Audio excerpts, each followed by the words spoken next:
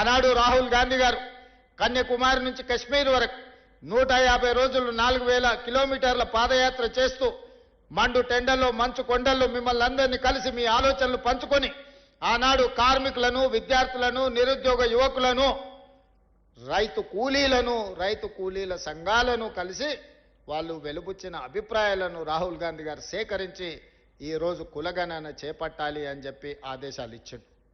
వారి సూచన మేరకు తెలంగాణ రాష్ట్ర ప్రభుత్వం చేపట్టిన కులగణన ఈరోజు దేశానికే ఆదర్శమైంది.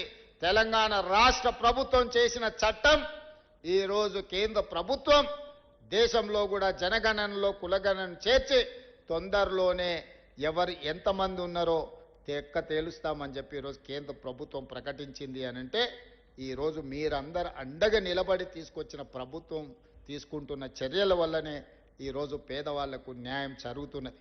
అందుకే మిత్రులారా, ఈరోజు కార్మిక సంఘాల నాయకులకు నేను విజ్ఞప్తి చేస్తున్నా. 60 సంవత్సరాలు 16 మంది ముఖ్యమంత్రులు 72,000 కోట్ల రూపాయలు అప్పు చేస్తే ఒక వ్యక్తి, ఒక పార్టీ, ఒక కుటుంబం 10 సంవత్సరాలలో 7 లక్షల కోట్ల రూపాయలు అప్పు చేసింది.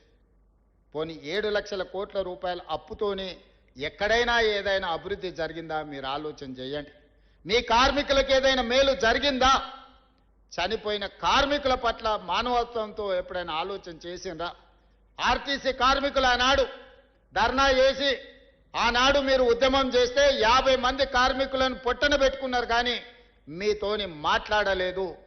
మరి మేము వచ్చిన తర్వాత ఈరోజు ఆర్టీసీని గాడిలో పెట్టి ఈరోజు లాభాల వైపు నడిపించే ప్రయత్నం చేస్తున్నాం. ఆర్టీసీ కార్మికులకు నేను విజ్ఞప్తి చేస్తున్నా, మళ్ళీ సమ్మె అని చర్చలు చేస్తున్నారు. దయచేసి ఈ సంస్థ మీది. ఈ సంస్థను ఏ మాత్రం పట్టింపులకో రాజకీయ నేపథ్యంలో ఎవరైనా ప్రోత్సహిస్తే, మనం ఏదైనా ఒక నిర్ణయం తప్పుగా చేస్తే మొత్తం సంస్థనే దెబ్బతినే పరిస్థితి ఈరోజు ఉంది.